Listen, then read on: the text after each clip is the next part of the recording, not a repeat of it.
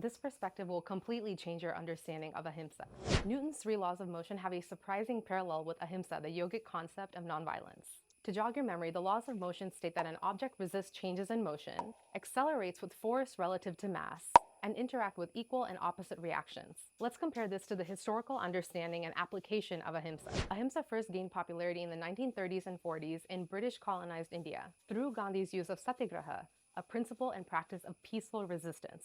In the present, most people believe that simply co-signing or not perpetuating existing systems of harm means that they're doing enough to keep the peace. But Ahimsa is just as active as its opposite, Himsa, which Jainism breaks into 4 major categories. So what does this have to do with physics? Take the first law. In terms of social responsibility, someone who's passive and uninvolved in their community likely isn't contributing to progress unless they allow external forces to inspire them into action. And similarly, violence, when left unchecked, will continue to perpetuate in motion unless it's resisted by a proportionate opposing force.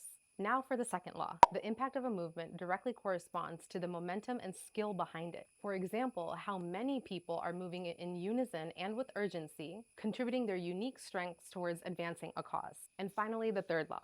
Resistance is ineffective when it responds to harm using the exact same strategy as the oppressors. Ahimsa seems to break the chain reaction by consciously refusing to harm. Instead, reclaiming peace through moral clarity and disciplined nonviolence, meaning it answers harm with dialogue, collective care, protests, boycotts, and organizing. Ahimsa is an extremely underrated means of societal progress because it's often used incorrectly.